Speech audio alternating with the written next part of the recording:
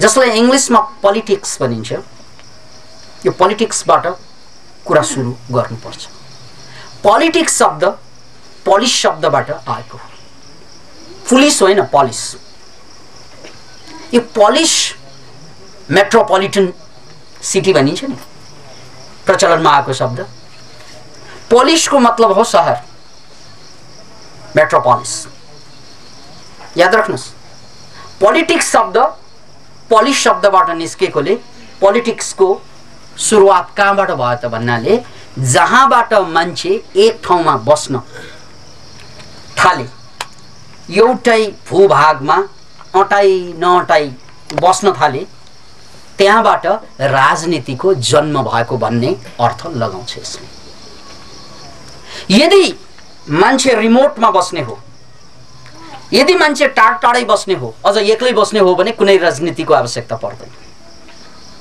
धरतीमा प्राय प्राणी एक्लै बस्छन्, त्यसकारण त्यहाँ राजनीति पनि चाहिँदैन। Can you imagine it? जो एक्लै बेग्लै बस्छन्, किराहरू देखिरहेका हुन्छौँ हामीहरू, जनावरहरू देख्छौँ, बाघ भालु चितुवा, त्यहाँ पोलिटिक्स हुँदैन। किन भएन त्यहाँ पोलिटिक्स? किन भन्नाले त्यहाँ आवश्यकतै छैन। तपाईँ जब समूहमा अटाई नअटाई एकै थलोमा सबैसँग जोडेर मिलेर बस्नुपर्ने हुन्छ, त्यहाँ विदाउट पोलिटिक्स असम्भव हुन्छ। त्यहाँ राजनीति बिना अरूसँग मिलेर बस्नै सक्दैन। याद राख्नुहोस् यो कुरा। राजनीति यदि हामी छुट्टा छुट्टै बस्ने, अलग थलग बस्ने हो भने चाहिँदैन। तपाईलाई म अद्भुत उदाहरण दिन्छु। नेपालकै कुरा, झापाको कुनै गाउँ यस्तो पनि छ नेपालमा जहाँ राजनीतिको अर्थ छैन। गाउँ त्यो किसानका यस्ता जमात, उनीहरूको संख्या 2876 छन्। ती किसानहरू एक थरीका जनजाति, उनीहरूको आफ्नो राजा छ। याद राख्नुहोस्, उनीहरूको आफ्नो राजा छ अहिले पनि, र त्यो राजा सादा खुट्टामा हिँड्छन्, सिरपेज छैन। मन्त्री छ 4-5 जना, पुलिस 4-5 जना तोकेका छन्, र गाउँ घरको उनीहरूको समाजभित्रको सम्पूर्ण मुद्दा मामिला जे झगडा पर्छन् यही राजाले फर्साउँछ। हालसालकै कुरो यो, अहिले चलिरहेको कुरा। अहिलेसम्म उनीहरूले अदालतमा जानै परेको छैन। Can you imagine it? नेपालमा भइरहेको कुरा। अदालत उनीहरू धाउनु पर्दैन। आफ्नो राजा छ, 4-5 जना पुलिस छन्, केही मन्त्री छन्, जम्मै फेरि किसान, काम जम्मैको किसानै हो। तर मान्यता के दिएको छ यो राजा, यी मन्त्री, यो पुलिस। चल्छ, चल्ता है, अहिलेसम्म चलिरहेको छ। मान्यता नहो, त्यसकारण त्यहाँ राजनीति चाहिएन कि हाम्रो जस्तो राजनीति चाहिएन। मान्यताले चल्छ। दण्ड पनि दिन्छन्, मान्य हो। राजाले निर्णय गर्छ, ल तिमीले यो गल्ती गर्यौ, त्यसकारण यति दण्ड सजाय भन्छन्, ठिक छ।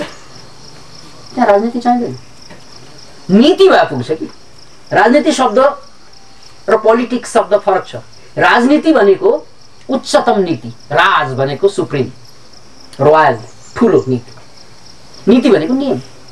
सबभन्दा ठुलो नियमलाई राजनीति भनिन्छ हाम्रो भाषामा, यताको भाषामा। उताको भाषामा राजनीति त्यो अर्थमा आएन जहाँ मान्छे जबरजस्ती घनीभूत भएर बस्छन्, हो त्यहाँ मात्रै राजनीति आवश्यकता हुन्छ। त्यसकारण संसारलाई राजनीति मुक्त बनाउनु छ भने केही पनि गर्नु पर्दैन। मान्छेले सहर छोड्यो भने राजनीति चाहिँदैन। अहिले पनि हामी गाउँमा देख्छौँ, यो गाउँ बाहेक पनि, जस्तै म पनि जनकपुरको गाउँमा हुर्किएको हो, र त्यो गाउँमा न पुलिस थाना छ, केही पनि छैन। त्यहाँ राजनीतिको पहुँचै देखिँदैन। त्यहाँ विकास पनि छैन, राजनीतिको पहुँच पनि छैन। तर त्यहाँका कामकाज सबै त्यहीकै गाउँलेहरूको पञ्चायत बस्छ, मुखियाले निधो गरिदिन्छ, मान्नुपर्छ मुखियाले भन्यो भने सकेको। त्यसकारण गाउँमा राजनीति चाहिँदैन। त्यसैले राजनीतिको अवधारणा पश्चिमबाट सुरु भयो। किन पश्चिमबाट त भन्नाले जहाँ सहर बन्न थाल्यो, ठुला ठुला भारी भरकम सहर, लाखौं मान्छे एउटा एरियामा नटाई बसे र त्यसपछि पोलिटिक्सको अवधारणा आयो। अब मान्छे स्वभावैले ग्रेगोरियन भएको कारणले गर्दा, यसको अर्थ हो समूहमा बस्ने प्राणी भएको कारणले गर्दा ऊ एक्लै त बस्न सक्दैन। ऊ बिस्तारै चाहिँ अझ नजिक बसे, सुविधाको हैसियतले पनि हिसाबले पनि, जसको कारणले गर्दा राजनीति अनिवार्य बन्न गयो। त्यसैले प्लाटोले के भनेको भने, प्लाटोको शिष्य एरिस्टोटलले कि man is naturally political animal. यो राजनीतिक जन्तु किन भएको त भन्नाले हामी एक आपसमा टाँसिएर बस्न रुचाउँछौँ। भनेको मतलब सहर भनेको करिब टाँसिएर बसे जस्तै हो। र यसरी टाँसिएर बस्दाखेरि एकले अर्कोलाई धक्का दिनु भएन, एकले अर्काको अधिकार हरण गर्नु भएन। यो जम्मै कुरा रोक्नको लागि त्यहाँ नियम चाहियो, कानुन चाहियो। बस यो जम्मै कुरालाई लिएर राजनीति सुरु भएको देखिन्छ। अब मान्छेको राजनीति अहिलेसम्म आउँदा लोकतन्त्र या प्रजातन्त्र जे नाम दिनुस् या डेमोक्रेसी, त्यसलाई नै सर्वश्रेष्ठ व्यवस्था मान्न बाध्य छ। जबकि डेमोक्रेसी भन्नु र यो कम्युनिजम भन्नु दुवै भौतिकवादी व्यवस्था हो। डेमोक्रेसीमा त्यो डेमोक्रेसी चाहिँ बिग्रिएर गयो भने पुँजीवाद यस्तरी नराम्ररी हावी हुन्छ, जसको कारणले गर्दा त्यहाँ पैसोको मूल्य सर्वोपरि हुन्छ र मान्छेको मूल्य गौण भएर जान्छ। पुँजीवादमा नामै पुँजीवाद, मानवतावाद हुँदैन त्यहाँ, मानवतावादको कुरै आउँदैन त्यहाँ, पुँजीवादको कुरा आउँछ। त्यसकारण डेमोक्रेसीको सबभन्दा ठुलो दुर्भाग्य नै के त भन्नाले पैसो सर्वोपरि भए र एक आपसको सम्बन्ध टुट्दै गए। छोराछोरी र आमा बाउको सम्बन्ध, दाइ भाइको सम्बन्ध, समाजसँगको सम्बन्ध पैसोको नाता भए। न बाप बडा न मैया, सबसे बडा रुपैया भन्न थाले मान्छे। किन भन्नाले त्यो पुँजीवादले चाहिँ सञ्चालित व्यवस्था भएकोले त्यहाँ पुँजी प्रधान भयो। अब समाजवादमा समाज प्रधान हुन्छ, त्यसमा त शङ्का भएन। तर त्यहाँ समाजवाद भन्नुस् या चाहिँ पुँजीवाद भन्नुस्, त्यो दुवैमा आध्यात्मिक चिन्तनाको कुनै पनि प्रावधान छैन, त्यहाँ खुला छोडेको छ। जस्तै पुँजीवादमा जे गरे पनि हुन्छ, आफूलाई मन लागेको गर्न पाइन्छ। समाजवादमा त्यो पनि गर्न नपाइने भयो, कम्युनिजममा त्यो पनि गर्न नपाइने भयो। राष्ट्रले राज्यले नियम बनाएअनुसार चल्नु पर्ने भयो। एकातिर त मानवाधिकार पनि भएन, अर्कोतिर मानवाधिकार छ तर कस्तो अधिकार त भन्नाले जे पाए त्यही गर्ने अधिकार छ। अब यस अवस्थामा मानव जातिको परिणाम के भयो त भन्नाले समाजवाद, पुँजीवाद अथवा लोकतन्त्र आदि इत्यादि यो सबैको विकासको बावजुद पनि मान्छेहरूमा मानसिक तनाव, शारीरिक रोग र एक आपसको सम्बन्ध बिग्रिँदै गइरहेछ सबैमा। त्यसकारण मान्छेको सर्वोत्तम व्यवस्थाले पनि मानवतालाई बचाउन सकेन, जगेर्ना गर्न सकेन। मान्छेको सर्वोत्तम व्यवस्था भनेको यो लोकतन्त्र पनि अहिले मानव जातिको लागि पर्याप्त छैन। त्यसकारण प्रजातन्त्र या लोकतन्त्रलाई के भनिन्छ भने अहिलेसम्म प्र्याक्टिस भएका सबै राजनीतिक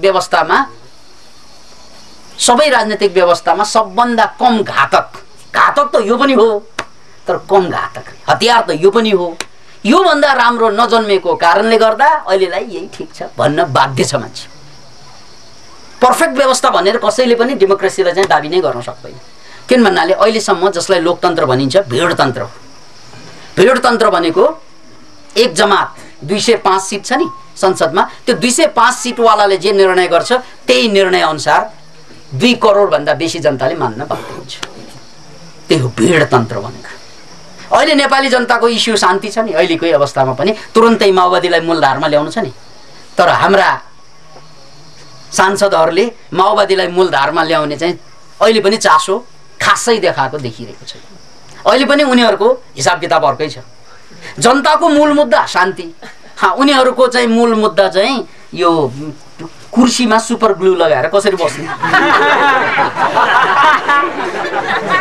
हेर्नुस् त। अब उनीहरू संसदमा, जनता बाहिर। भएन र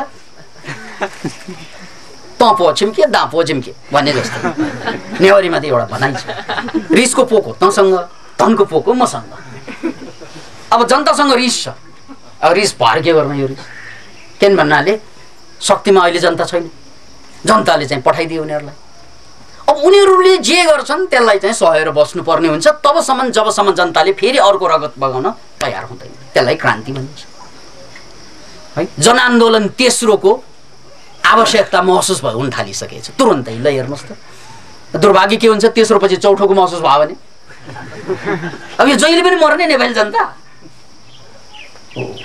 यो हो भिड तन्त्र भनेको त्यही हो एक जमात भिडले सारा देशलाई भेडा बनाउन सक्छ त्यसकारण तपाईँ डुब्लो हुनुको कारण तपाईँलाई लाग्छ मेरै कारणले तपाईँको कारणले भएको होइन त्यही राजनीतिको कारणले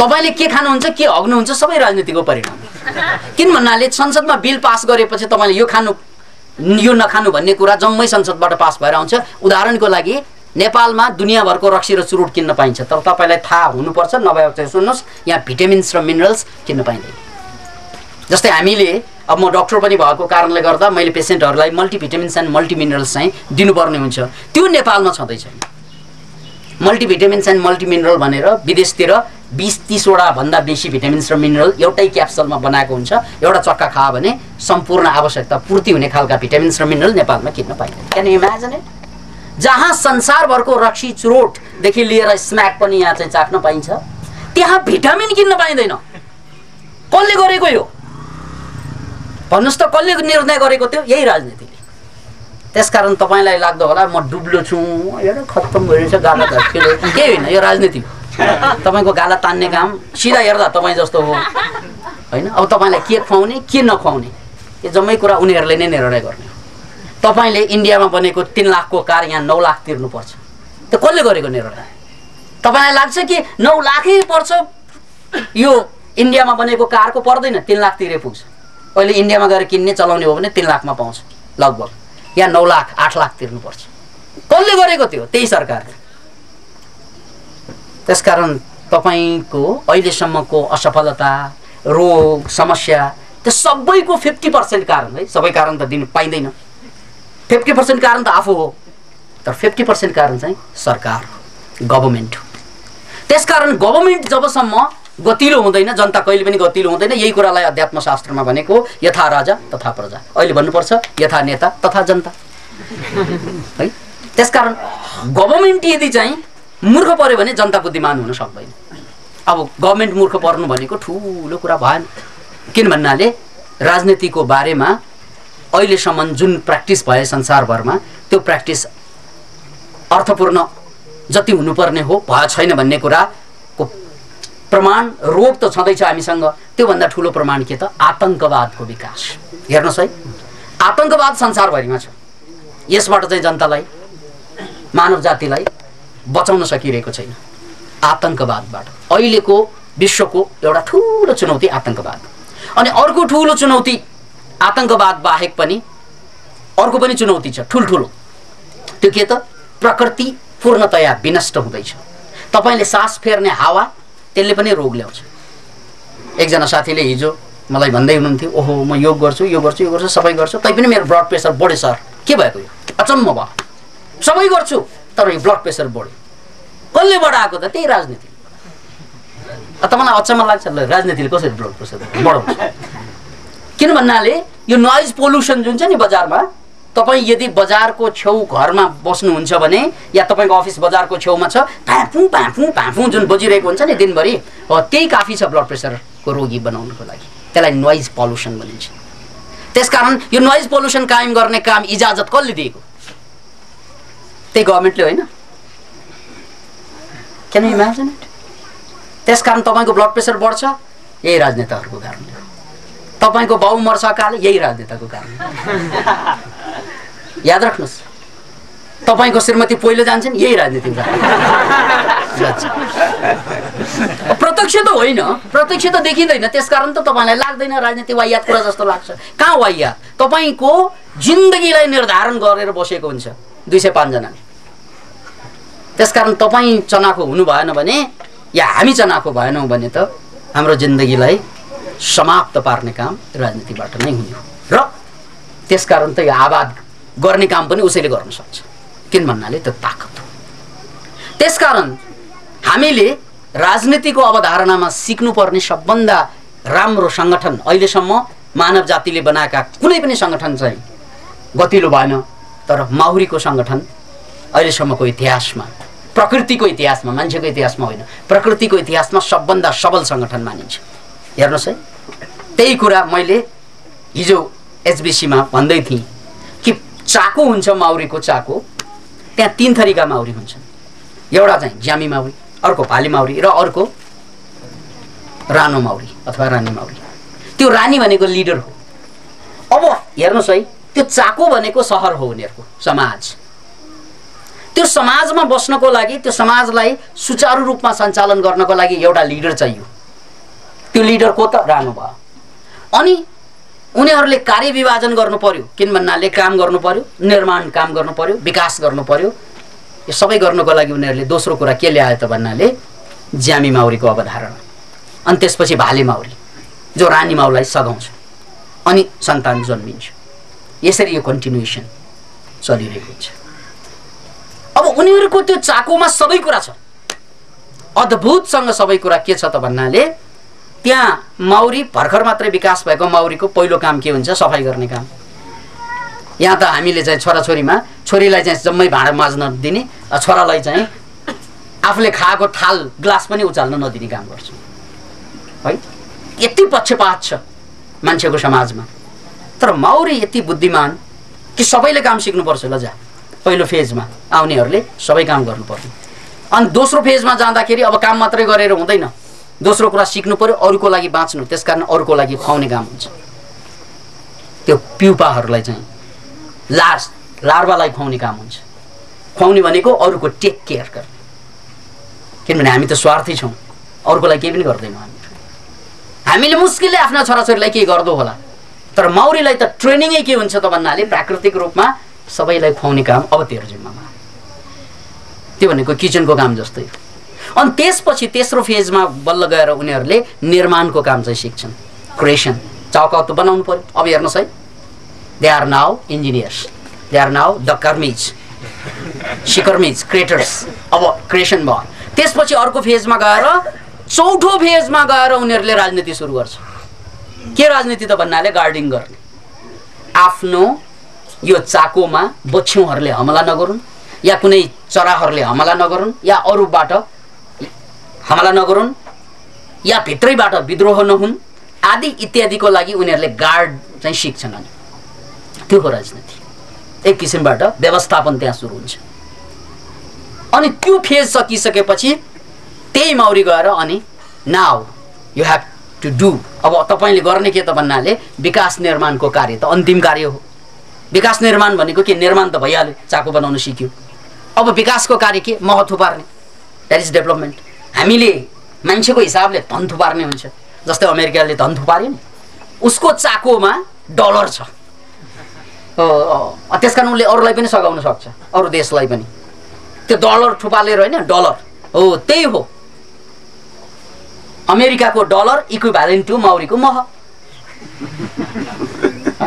अमेरिकाले डलर थुपाले, अहिले पनि थुपार्दैछन् विभिन्न किसिमबाट, र माउरीले मह थुपार्दैछन्। तर अमेरिकाले डलर थुपार्नुमा त्यहाँ अमेरिकामा हेर्ने हो भने डिप्रेसनको सङ्ख्या, आत्महत्या गर्नेहरूको सङ्ख्या, रोगीको सङ्ख्या, अपराधीको सङ्ख्या अनन्त छन्। माउरीको चाकोमा फिटिक्कै छैन।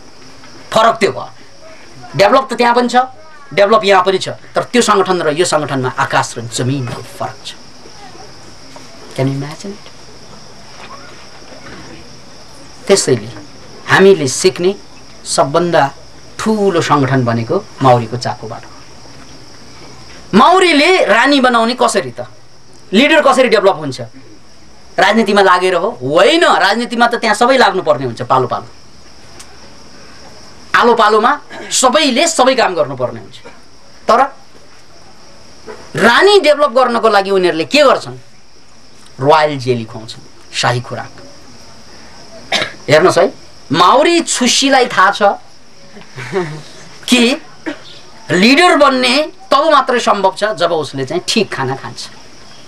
हामीले हाम्रा लिडरहरूलाई गएर हेर्ने हो भने रक्सी खाइरहेको हुन्छ, धुवा खाइरहेको हुन्छ।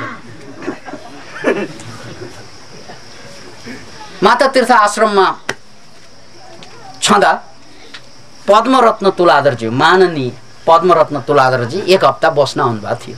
उहाँसँगको मेरो सम्बन्ध धेरै पुरानो। अनि आउनुभयो परिवारसहित। उहाँलाई मुटुको समस्या भएको कारणले गर्दा अपरेसन पनि गर्नुभएको अरे र त्यसपछि रिल्याक्सेसन चाहिए थियो र त्यही बेला माता तीर्थ आश्रममा आउनुभयो। त्यसपछि उहाँ 1 हप्ता जति बस्नुभएको थियो। त्यो बेलामा उहाँसँग यस्तै कुरा हाम्रो छलफल भइरहेको थियो। त्यो कहिलेको कुरा भने आजभन्दा 10-11 वर्ष अगाडिको कुरा। उहाँ स्वास्थ्य मन्त्री भइसक्नु भएको मान्छे है। अब उहाँलाई रोगै रोग भएर रिल्याक्सेसनको लागि अलिकति योग गर्छु भनेर आउनुभएको थियो त्यहाँ। अनि मैले एक दिन के देखेँ भन्नाले उहाँको दाँत पनि फुत्किसकेको है स्वास्थ्य मन्त्रीज्यूको। अनि उहाँ के रुचाउनुहुन्छ त भन्नाले चाउचाउ, एकदम चाउचाउ। यो दाँत चाहिँ हल्ली हल्ली यो फुत्किएको दाँत 2वटा अगाडिको खाएको देखेँ मैले। अनि रमाइलो पनि लाग्यो। अगाडि गएर भने मैले उहाँलाई पद्मदाई भन्छु अहिले पनि, किन भन्नाले उहाँसँगको मेरो सम्बन्ध भनेको कम्तीमा पनि 25, 26, 27, 28 वर्ष पुरानो। त्यसकारण त्यो बेला मैले दाई दाई भन्थेँ। अनि पछिसम्म त्यही भयो। पद्मदाई तपाईँ स्वास्थ्य मन्त्री भएको मान्छे, यो चाउचाउ खानु हुँदैन भन्ने थाहा छ नि तपाईँलाई भनेर भने। अनि उहाँले के भन्नुभयो भन्नाले थाहा त छ तर मिठो लाग्छ एउटा कुरा। अनि मैले चाहिँ व्यङ्ग्य गरेँ, होइन तपाईँ जस्तो मान्छे जो आफै स्वस्थ हुनुहुन्न स्वास्थ्य मन्त्री हुनु त राम्रो भएन नि त भने। अनि उहाँले के भन्नुभयो भने अब हाम्रो देशमा कुन विशेषज्ञ कुन मन्त्री बन्ने भन्ने व्यवस्था नभएकोले म भएको।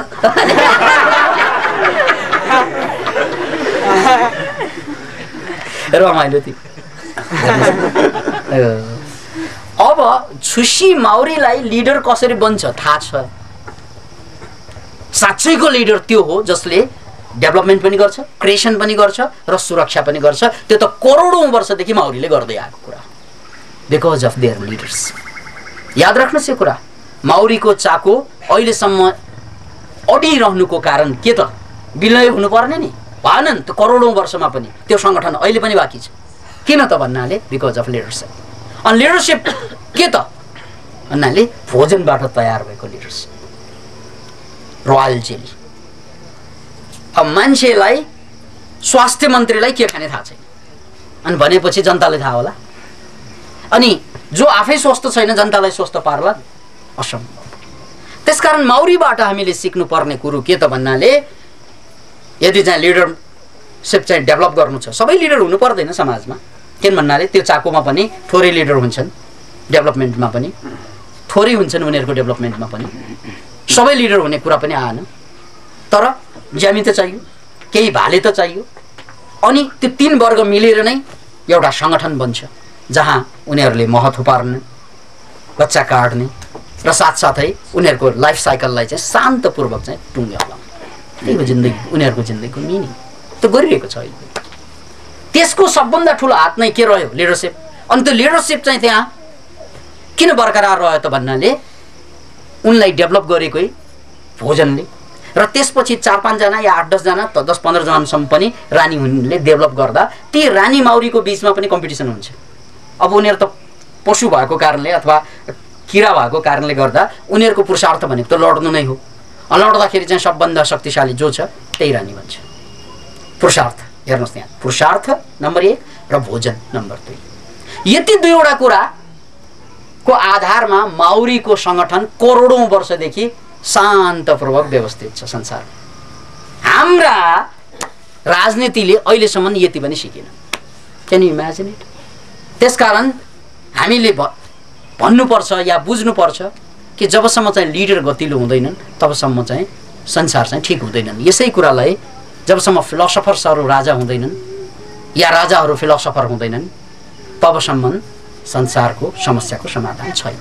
किन भन्नाले सबै एंगलबाट बुझ्न सक्ने क्षमता त दार्शनिकसँग मात्रै हुन्छ, अरूसँग हुँदैन। सबै एंगलबाट विपरीत एंगलबाट पनि हेर्न सक्ने त्यो क्षमता त दार्शनिकसँग मात्रै हुन्छ। हो, त्यसैले धरतीमा जबसम्म दार्शनिकले शासन गर्दैन तबसम्म समस्याको टुङ्गो छैन भन्ने जुन प्लेटोको कुरा छ, त्यो कुरा अब हाम्रो 21औं शताब्दीमा सुरु नगरी धरै छैन।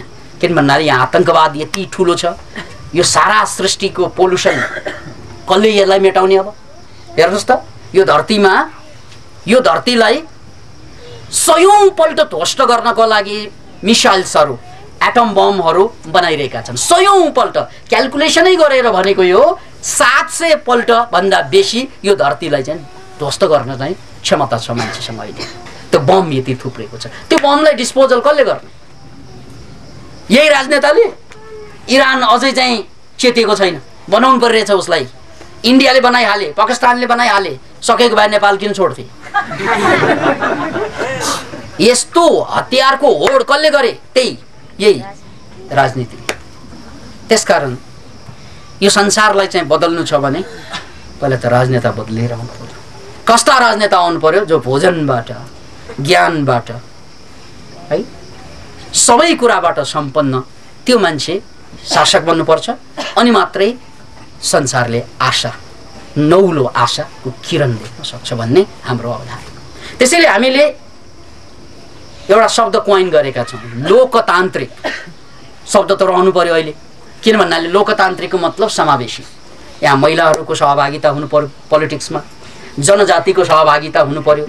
अघि मैले भनेको जुन झापाको जनजाति हो, जसले चाहिँ अहिले पनि राजनीति यसरी प्र्याक्टिस गरिरहेछ बिना पैसो, तिनीहरू पो शासक हुनुपर्ने। साँच्चै उनीहरू पर्दैन, जसले कि अहिलेसम्म चाहिँ आफ्नो जातिभित्रका कुरालाई चाहिँ बाहिरै ल्याएनन्। कत्रो ठुलो चाहिँ न्याय होला, त्यो कत्रो ठुलो भरोसा होला। त्यस्ता मान्छेको समावेशी हुनु पर्दैन पोलिटिक्समा। हो, त्यसकारण पनि यो देशमा समावेशी भनेको सबैको प्रतिनिधित्व हुने संसद चाहियो। अब समावेशीको एउटा खराबी पनि छ, के त भन्नाले ल हाम्रो देशमा जुकाहरू पनि छन्, त्यहाँबाट एकजनाले जुकाको प्रतिनिधि, अनि उता ढाकाहरू पनि छन्, ल ढाकाबाट एउटा प्रतिनिधि।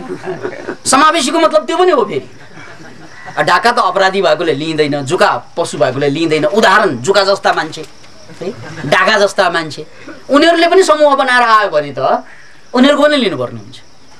त्यसकारण अब यो काम नलाग्ने वर्ग पनि त्यहाँ ल्याएर प्रतिनिधित्व गर्यो भने देश निर्माण कसले गर्ने? त्यो चाहिँ खतरा हुन्छ। त्यसकारण हामीले के भनेका छौँ भने लोकतान्त्रिक कुरा भनेको न्यायको हिसाबले ठिक कुरा हो, त्यसकारण लोकतान्त्रिक छोड्नु भएन। तर त्यसमा आधा काम अधुरो छ। लोकतन्त्र मात्र भएर हुँदैन, त्यहाँ प्रज्ञातन्त्र पनि चाहिन्छ।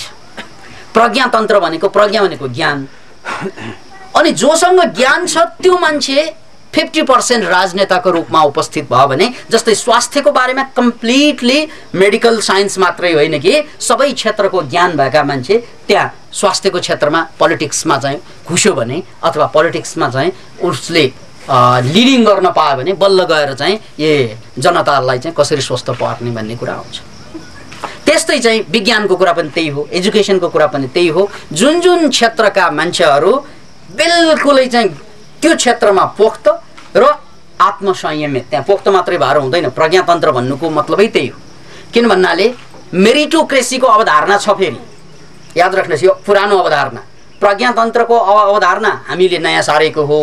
तर मेरिटोक्रेसी, जसलाई गुणतन्त्र भनिन्छ, गुणतन्त्र भनेको पनि अवधारणा पुरानै हो। कस्तो त भन्नाले स्वास्थ्य मन्त्री हुनको लागि डक्टरै हुनुपर्ने, कानुन मन्त्री हुनको लागि लयरै हुनुपर्ने, यो अवधारणा त अलिकति अगाडि नै युरोपमा चाहिँ चलिरहेकै छ। तर त्यो लयर मात्रै भएर भएन, त्यसमा प्रज्ञा पनि चाहियो, त्यसमा ज्ञान पनि चाहियो, त्यसमा आध्यात्मिक जागृति पनि चाहियो। नत्र भने त्यसले पनि धान्दैन। किन भन्नाले युरोप, अमेरिका या चाहिँ जापान जस्तो देशमा जहाँ गुणतन्त्रको थोर बहुत चाहिँ अभ्यास भइरहेको छ, त्यहाँका मान्छे पनि ह्याप्पी छैनन्, त्यहाँका मान्छे पनि स्वस्थ छैनन्, त्यहाँ पनि आतंकवादले छोडेको छैन। यसको मतलब त्यहाँ अझै थप्नु बाँकी छ राजनीतिमा। गुणतन्त्रको कुरा त आइसक्यो, तर प्रज्ञातन्त्रको कुरा आइरहेको छैन। त्यसकारण हामीले प्रज्ञातन्त्र आफ्नो विषयमा पोख्त भएर मात्रै पुग्दैन, साथसाथै आत्मजागृति, आध्यात्मिक गुण भएको मान्छे पनि हुनुपर्छ भन्ने अवधारणा हामीले अगाडि सार्यौं। अब सुन्नुहोस्, अब कसरी तयार गर्ने त त्यस्तो मान्छे छैन, नभएपछि त तयार गर्ने हो। त्यसकारण हामीले अवधारणा अगाडि के सार्यौँ भने मनोक्रान्ति म्याट्रिक्स यो निर्माण गर्ने। चाको त चाहियो नि, रानी निर्माण गर्नलाई त त्यतिकै निर्माण हुँदैन, रानी निर्माण हुनलाई चाको चाहियो। हो, त्यही चाकोको नाम हो मनोक्रान्ति म्याट्रिक्स। बुझ्नुहोस् यसलाई, मनोक्रान्ति म्याट्रिक्स माने चाको, माउरीको चाको। किन भन्नाले एउटा म्याट्रिक्सभित्र अहिले हामी चाहिँ यहाँ साधकहरू अहिले 28 जवान चाहिँ साधकहरू छौँ। त्यस्तै अब कुनै चाहिँ ठुल्ठुलो म्याट्रिक्स बन्दै गयो भने त्योभन्दा बेसी पनि हुँदै जान्छ, यहाँ पनि बेसी हुँदै जान्छन्। अनि त्यो म्याट्रिक्सभित्र उनीहरूले बिहानदेखि बेलुकासम्म चाहिँ के खाने के नखाने, यावत ज्ञान पनि प्राप्त गर्ने, हेल्थी हुने, ह्याप्पी हुने, क्रिएटिभ हुने, अनि मानवतावादी हुने, अनि प्रकृति प्रेमी हुने र आध्यात्मिक हुने सबै साधना यहाँ प्र्याक्टिस गर्छन्। र गरिसकेपछि उनीहरूले उपचार गर्न सक्छन्। जस्तै मनोक्रान्ति म्याट्रिक्स भन्नासाथ त्यहाँ 3वटा कुरा बुझिने भयो। 3वटा कुरा, एउटा के, त्यो अस्पताल पनि हुन्छ जहाँ यो परम्परागत अस्पतालबाट निको नभएका रोगीहरू पनि निको भइरहेको छ। हामीहरू कहाँ अहिले 14-15 जवान बिरामीहरू त्यही क्रममा छन्। हामीले मनोक्रान्ति चिकित्साको माध्यमबाट रोगीहरूलाई उपचार गरिरहेका छौँ। यो अस्पताल पनि हुने भयो। र अहिले यहाँ अभाव के त भन्नाले स्कुल बच्चाहरूको लागि सुपर लर्निङ टेक्नोलोजीमा आधारित, माइन्ड पावरमा आधारित एजुकेसन बच्चाहरूको लागि। र तेस्रो कुरा त्यो ट्रेनिङ सेन्टर जहाँ स्पिरिचुअल कुराको ट्रेनिङ दिइन्छ। यो ट्रेनिङ सेन्टर, यो एजुकेसन सेन्टर र यो हेल्थ सेन्टर, यो 3वटा कुरा त्यहाँ गएर जोडिसकेपछि एकजना मान्छे हेल्थी पनि हुने भयो, ह्याप्पी पनि हुने भयो, क्रिएटिभ पनि हुने भयो र स्पिरिचुअल पनि हुने भयो। तर त्यो भनेको आजको भोलि हुँदैन, त्यसको लागि 5 वर्ष टाइम चाहिन्छ कम्ती। याद राख्नुहोस्, नत्र यो गेम होला फेरि, नत्र यो जोक होला फेरि। त्यसकारण हामीले 5 वर्षसम्म यदि म्याट्रिक्सभित्र कोही मान्छे रहने राजी भयो भने ऊ 5 वर्षमा त हेल्थी, ह्याप्पी, क्रिएटिभ, स्पिरिचुअल सबै गुण लिएर आउँछ। किन भन्नाले संसारमा सबै कुरा समयले ट्रान्सफर्म गरिदिन्छ। सबै कुरा कोइला हिरा बन्छ, ताप र चाप बढ्यो भने त्यसलाई नै म्याट्रिक्स बनेको। त्यसकारण मनोक्रान्ति म्याट्रिक्स माने नै के त भन्नाले यस्तो वातावरण जहाँ हामी जस्ता सामान्य मान्छेहरू के बन्छन् त भन्नाले हेल्थी बन्छन्, ह्याप्पी बन्छन्, क्रिएटिभ बन्छन्, ह्युम्यानिटेरियन बन्छन्। त्यो भनेको आफूलाई बदलेको हो। मैले आफूलाई बदलेँ, म ह्याप्पी भएँ, मैले दुःखलाई पनि हाँस्न सकेँ, म क्रिएटिभ भएँ, म स्पिरिचुअल भएँ, म हेल्थी भएँ, सबै भएँ म। तर आजको भोलि हुँदैन। It takes at least 5 years. र त्यसपछि अब मैले सबै गुण ममा आइसकेपछि बल्ल गएर मैले गर्ने के त भन्नाले अनि स्थानीय चुनाव हुन्छ। त्यो चुनाव हुनासाथ नै त्यो स्थानीय चुनावमा भाग लिन पाइयो मैले। किन भन्नाले म हेल्थी छु, ह्याप्पी छु, क्रिएटिभ छु, सबै छु। त्यो चुनावमा चाहिँ तपाईले जितेर गयो भने सरकारी स्रोत र साधनलाई प्रयोग गरेर जनतालाई ह्याप्पी र हेल्थी, तपाईको इलाकाको जनतालाई हेल्थी ह्याप्पी गर्नको लागि त्यही भवन युज गर्ने हो। दिउँसो चाहिँ सरकारी काम हुन्छ, बिहान बेलुका व्यायाम हुन्छ, ध्यान हुन्छ, सबै कुरा हुन्छ जुन कुरा मान्छेको लागि आवश्यकता छ। अब तपाईलाई अलगै मन्दिर चाहिएन, अलगै मस्जिद चाहिएन, अलग अलग कुरा चाहिएन, के त्यही थलो। किन भन्नाले गभर्नमेन्टले त बनाएर छोडेकै छ। त्यो बजेटभित्र रहेर तपाईले सबै काम भ्याउने भयो। त्यसरी तपाईको इलाकाको जनतालाई तपाईले चेन्ज गर्नु। हामीलाई सोध्छन् नि कसरी तपाईहरु संसारलाई बदल्नुहुन्छ? यसरी बदल्छौं हामी। Let's change आवरसेल्फ्स। 5 वर्षमा आफूलाई बदल्ने, अनि त्यसपछि चुनावमा स्थानीय चुनावदेखि लिएर राष्ट्रिय चुनावसम्म भाग लिएर त्यो संसदलाई, त्यो भवनलाई, त्यो सरकारी बजेटलाई हामी जनताको कल्याणको लागि, हेल्थी ह्याप्पी क्रिएटिभ बनाउनको लागि प्रयोग गरिदिन्छौँ। किन भन्नाले 5 वर्षमा त मान्छे हेल्थी बनिसकेको हुन्छ, ह्याप्पी बनिसकेको हुन्छ, क्रिएटिभ बनिसकेको हुन्छ। कसरी गर्ने? यसरी भन्ने म भइसकेँ। I am the example, model. ढ्यान्टारान गरेर फोटो खिचा पनि भयो। I am the model. म भएँ, ममा रोग थियो अब छैन, ममा पीडा थियो अब छैन, म दुखी थिएँ अब छुइनँ, आओ म तिमीहरूलाई गरिदिन्छु, अब पारो तिमीहरू भन्न त पाइयो। किनभने म एक्जाम्पल बने। अनि चुनावमा जित्यो भने यसरी चाहिँ जनताको सेवा गर्ने।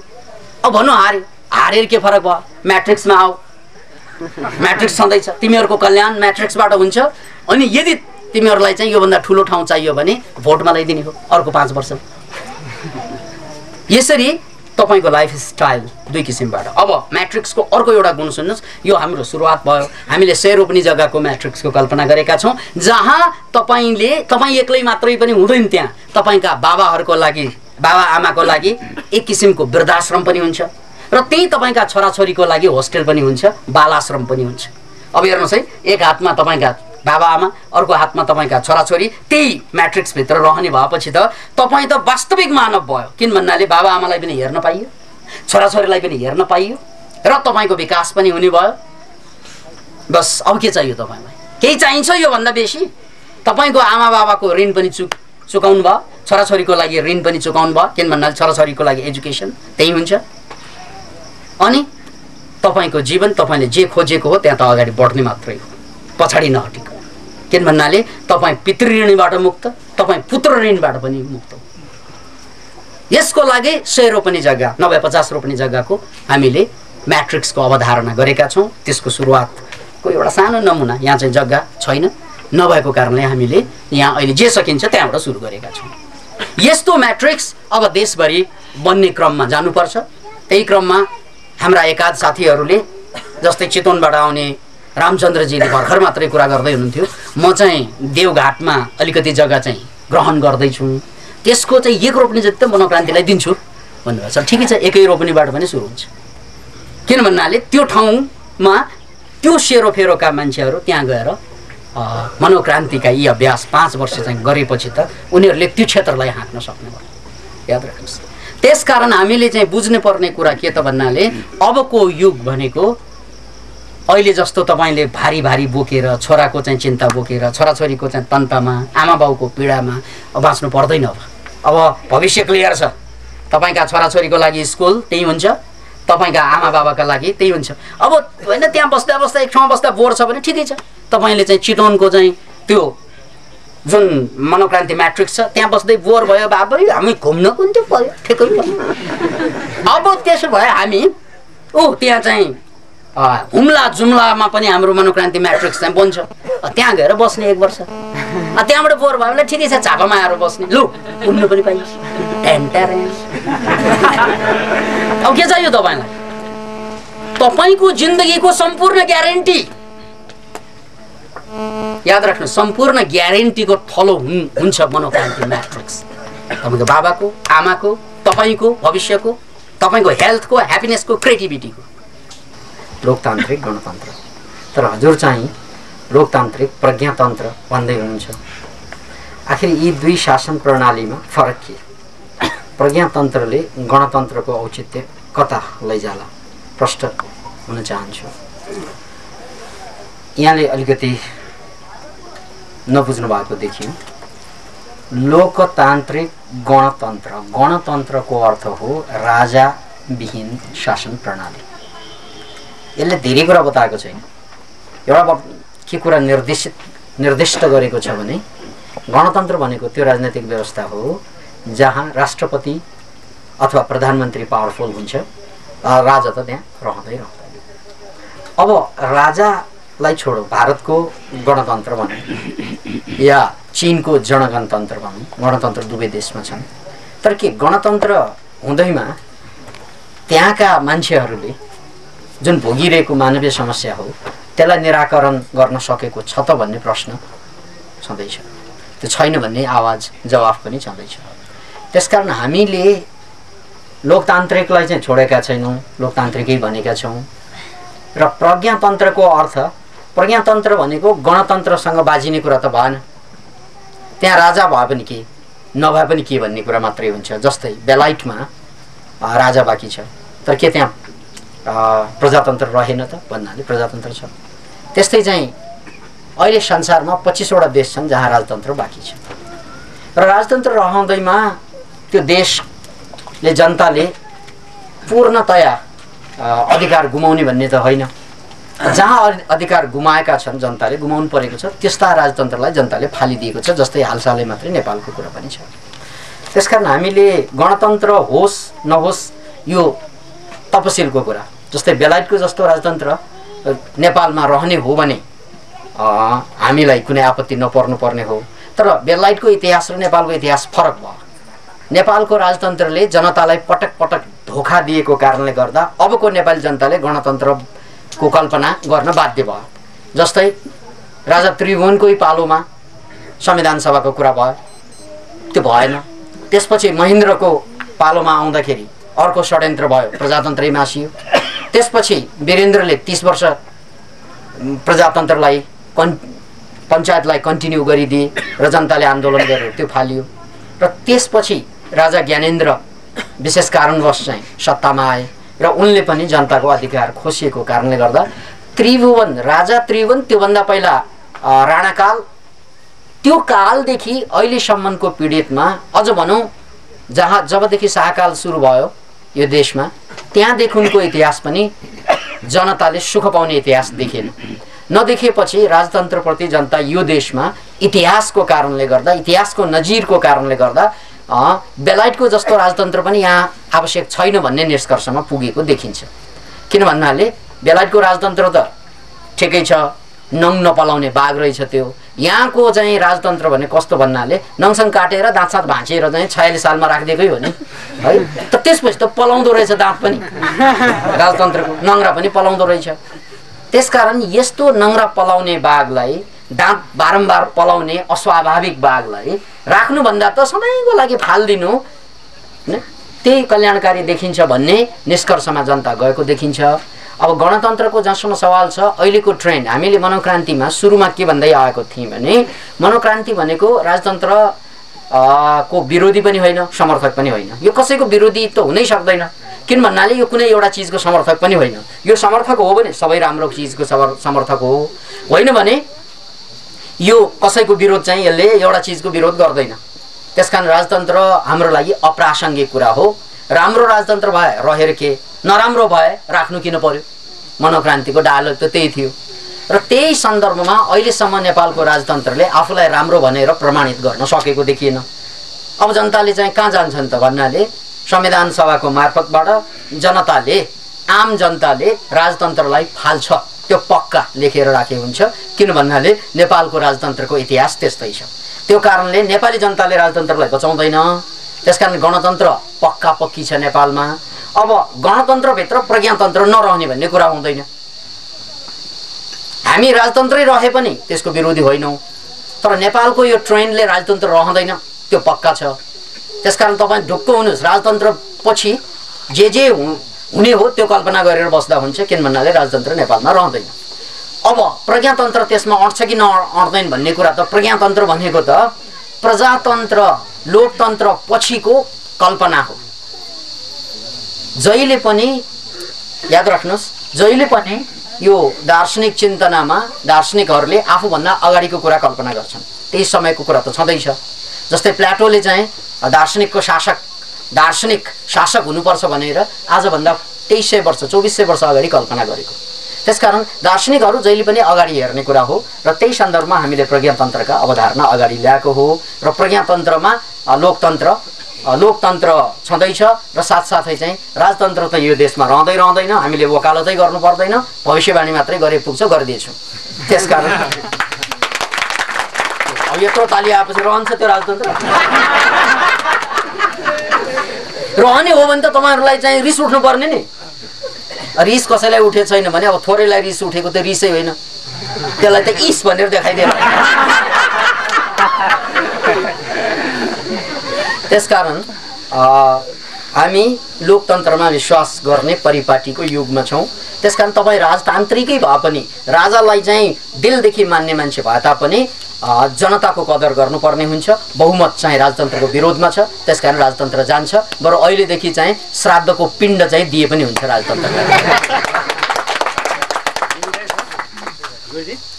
जिउँदै चिन्ने दिने ऊ मरिसकेको छ। तपाईँले जिउँदो देखिरहनु भएको छ, किन भन्नाले तपाईँलाई टाढा देख्नु सक्नु भएन, त्यति मात्रै। चस्मा लाएर हेर्नुहोस्। अब यहाँ एउटा प्रश्न सम्बोधन नभएको आइरहेछ। त्यो सम्बोधन नभएको प्रश्न भनेको कसलाई प्रश्न गरेको थाहा नभएको भएको कारणले गर्दा यो थन्किएको छ। गुरुज्यू कोटी कोटी प्रणाम। गुरुज्यू, मलाई यो सृजनशीलता भनेको के हो र सृजनशीलता कसरी विद्यार्थी वर्गले व्यवहारमा लागू गर्न सक्छन्? साथै यो 5 वर्षे मनोक्रान्ति साधनामा सहभागी हुन के सल्लाह गर्नु पर्ला? म विद्यार्थी भएकोले यसमा लाग्दा अप्ठ्यारो पर्दैन? राम्रो उत्तर पाए हुन्थ्यो। तपाईको आज्ञाकारी शिष्य रामकृष्ण तामाङ। त रामकृष्णजी यसको लागि अफिसमा गएर या हाम्रा 5 वर्षीय साधकहरूसँग नै बुझ्नुहोस् हगि। धेरै कुरा उहाँहरूले चाहिँ बताउनुहुन्छ र त्यसपछि मसँग प्रश्न गर्नुहोस्। आदरणीय गुरुजीमा प्रणाम। गुरुजी, म अहिले गुरुजीको सामिप्यमा जानी नजानी आएको छु। मलाई गुरुजीको प्रवचन अति नै मन पर्छ। तर गुरुजी, मलाई कसैले त यस मनोक्रान्ति दर्शनमा किन गइस् र मलाई पनि यसमा लाग्न किन प्रेरित गर्छस् भनेर कसैले सोध्यो भने मैले कस्तो उत्तर दिनुपर्छ र कस्तो उत्तर दिँदा उसलाई चित्त बुझ्न सक्छ, यस बारेमा गुरुजीबाट चित्त बुझ्दो उत्तरको अपेक्षा गर्दछु। विशाल बुद्धनगर। त विशालजी, अरूलाई सम्झाउन आवश्यक छैन। पहिलो कुरा, पहिला तपाईँले बुझ्ने हो। अब बुझ्दै नबुझ्ने मान्छेले नबुझेको मान्छेले सम्झाउने के? आफैले त भर्खर त जानी नजानी आइरहनु भएको छ। आफैले बुझ्न कति बाँकी छ, कति अरूलाई कसरी बुझाउने? यो त नेपालीमा इङ्ग्लिस कसरी बोल्ने भने जस्तै।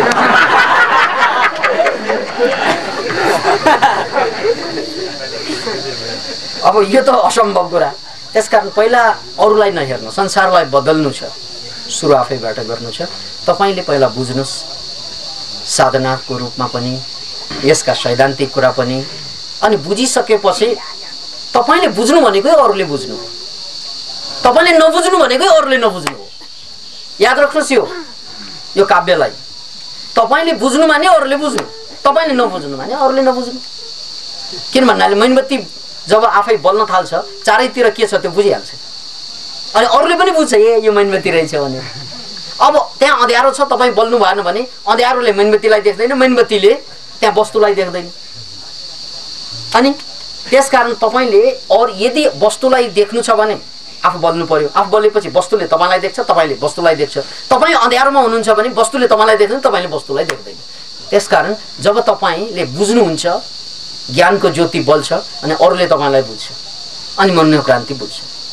त्यसकारण यो समस्या अरूको होइन, समस्या तपाईँको। धैर्य गर्नुहोस्। मनोक्रान्तिका त्यत्रा साहित्य छन्। 215औं भिसिडी। आजको कति हो यो उद्घाटन? 18 भइसक्यो। ल 18औं 218वटा भिसिडी छ। तपाईँले नै बुझाउनु पर्छ भन्ने के छ? त्यो भिसिडी आऊ हेर भनेर भने पनि त हुन्छ नि। त्यसकारण अहिले हामीले अरूलाई बुझाउनु पर्दैन, आफूले बुझ्ने।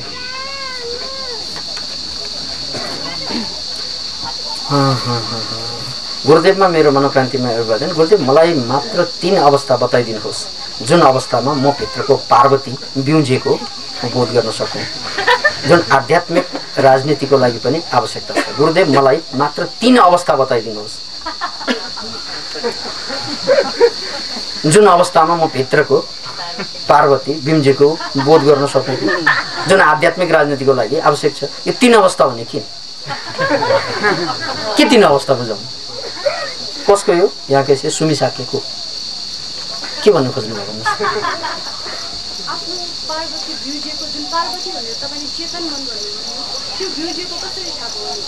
त्यो कसरी थाहा पाउने? ल बस्नुहोस्। जब तपाईको, मैले चेतन भनेको होइन, बोध भनेको थिएँ त्यहाँ शब्द। बोध जागिसकेपछि तपाईँ र भीड फरक हुन्छ। अहिले तपाईँले बाउ आमा दाजु भाइले भनिरहेका कुरा उहाँहरूले एउटा कुरा भन्नुहुन्छ, तपाईँको मनमा त्यो कुरा ठोकिन्छ। ठोकेपछि तपाईँले आफ्नो किसिमले जवाफ दिनुहुन्छ, किनभने बोध भइरहेको छैन।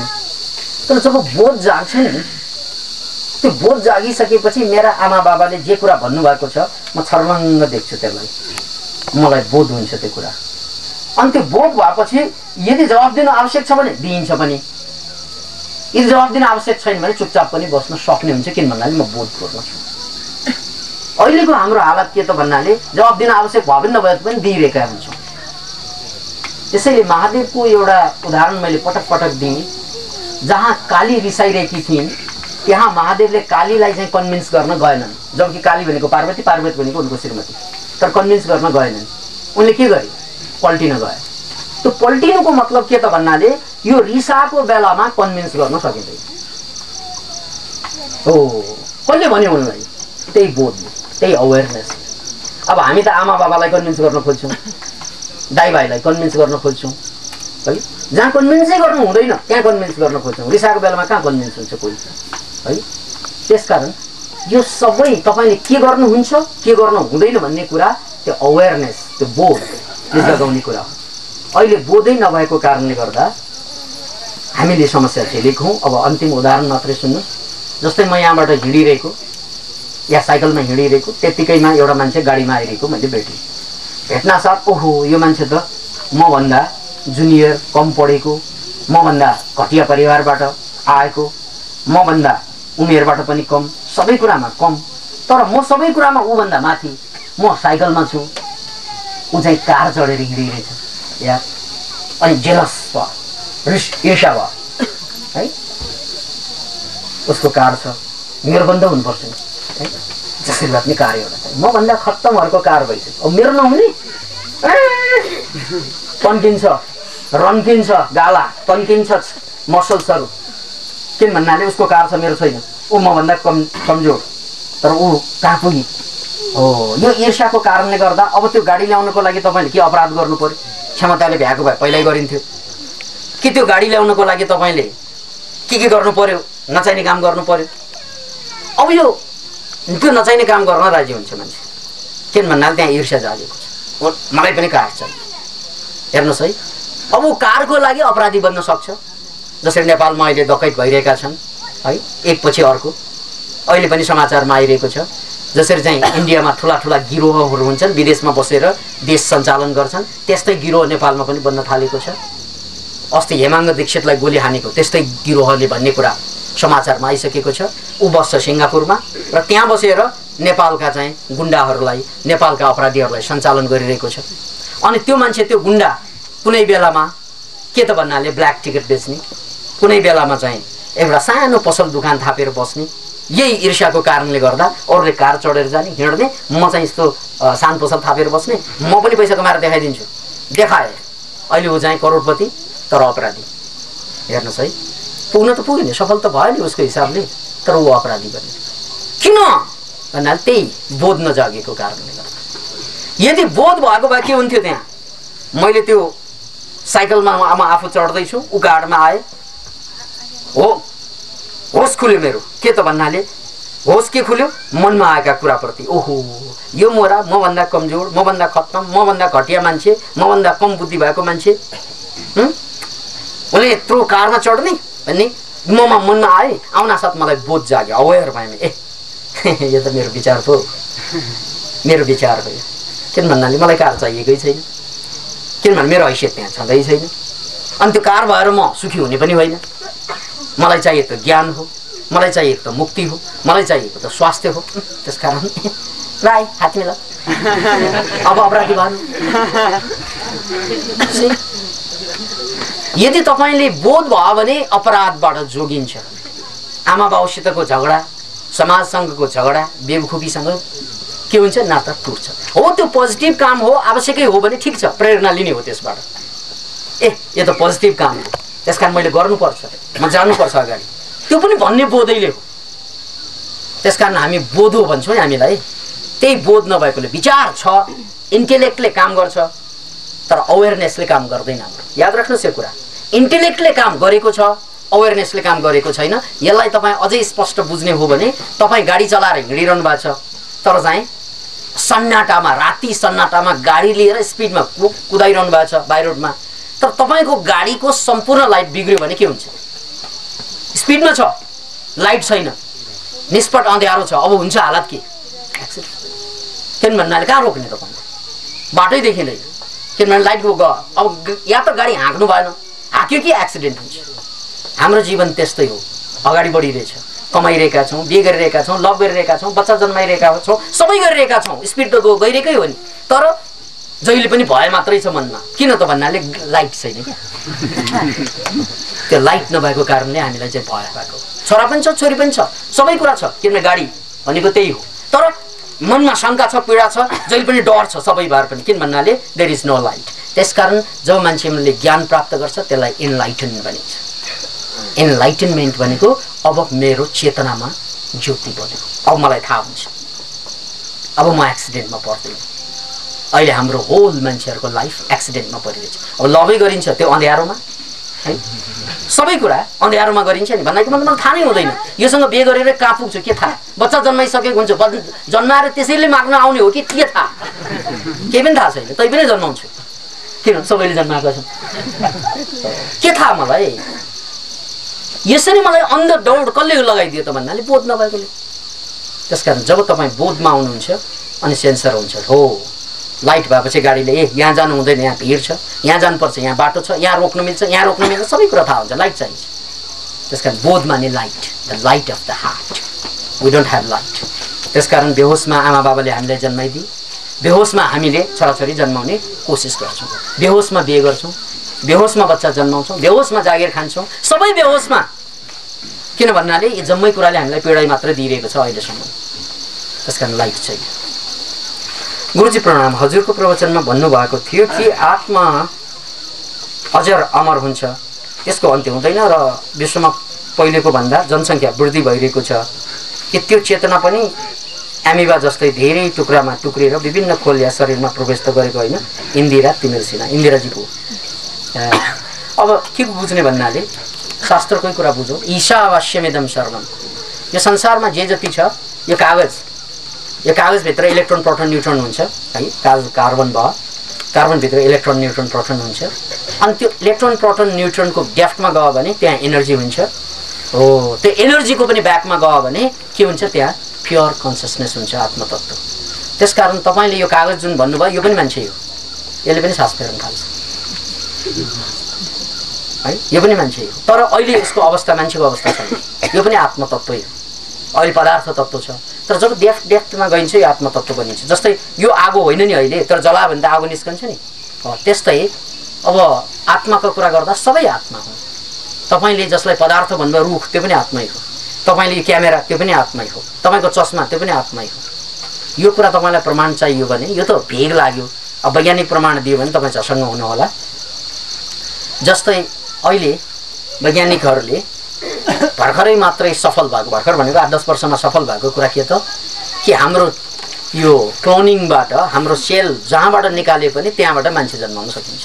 मान्छेको निकाले मान्छे है, भेडाको निकाले भेडा भनेपछि तपाईँभित्र तपाईँको डुप्लिकेटमा बिलियन्स अफ मान्छे त छ नि, होइन त? कहाँबाट निस्क्यो भने यहाँबाट पनि निस्कन्छ, यहाँबाट जहाँ चिम्टे पनि निस्किन्छ, तर चिम्टेर निस्किँदैन फेरि।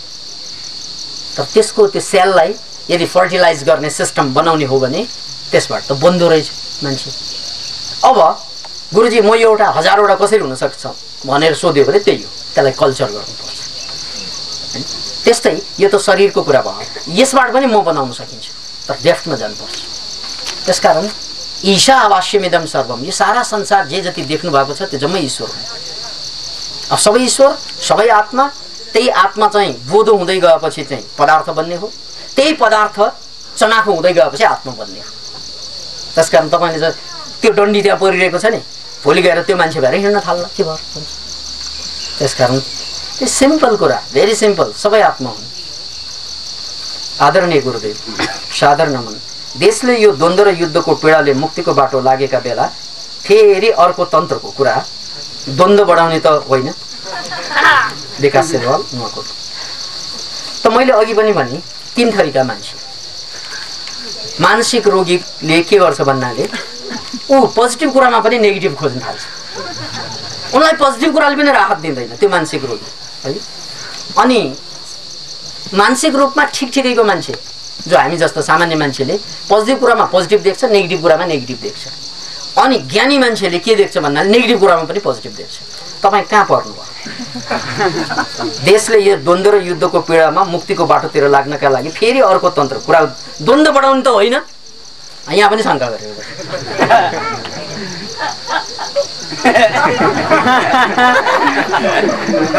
यार, उनलाई राम्रो कुरा देखे कि डर लाग्छ। अहिलेसम्मको जुन जति कुरा छन् त्यो जम्मै चाहिँ बुद्ध, कृष्ण, महावीरले चाहिँ हजारौँ वर्ष पहिला कल्पना गरेका कुरा अहिले भइरहेछ। जस्तै तपाईँले योग भन्नुहुन्छ, ध्यान भन्नुहुन्छ, आजको कुरा हो र त्यो। ज्ञानीहरूले 5000 वर्ष अगाडि पत्ता लगाएको कुरा त्यो अहिले पनि काम लागिरहेको छ। त्यसकारण यो तपाईँको यो मानसिक समस्याबाट पीडित अवस्थामा आएको निस्केको प्रश्न हो। यो प्रश्नले तपाईँको अर्थ के दिन्छ त भन्नाले होइन केही नगरौँ त्यसमा अहिलेकै ठिक छ भने यसलाई तामसिक प्रवृत्ति भनिन्छ केही नगरौँ यसले त के भन्नाले खतरा छ र त जानुपर्छ अगाडि किन भन्नाले अहिलेसम्मको जति पनि तन्त्र छ संसारको त्यो तन्त्र पर्याप्त छैन अब यसले द्वन्द्व प्रज्ञातन्त्रले द्वन्द्व बढाउँछ कि बढाउँदैन भन्ने कुरा जुन छ नि त्यो त सिम्पल कुरा हो किन भन्नाले प्रज्ञातन्त्रले बन्दुक उठाउँदैन प्रज्ञातन्त्र भनेको मैले स्वरूप बताइसकेँ यसको दुईवटा स्वरूप छ एउटा चाहिँ हाम्रो म्याट्रिक्स हुन्छ जहाँ तपाईँका आमा बाबा छोराछोरी सबैको लागि आफ्नै लागि पनि र अनि चाहिँ स्थानीय चुनाव हुँदाखेरि जुन लोकतान्त्रिक व्यवस्था अन्तर्गत चुनाव हुँदाखेरि त्यो चुनावमा चाहिँ भाग लिने हो अब यसमा कहाँनिर चाहिँ अप्ठ्यारो छ त कहाँ बन्दुक कहाँ छ घृणा कहाँ छ यसले खतरा हुँदैन कि भनेर सोध्छ बा अब यो मान्छेलाई कसैले आई लभ यु भन्यो भने खतरा त छैन भन्नु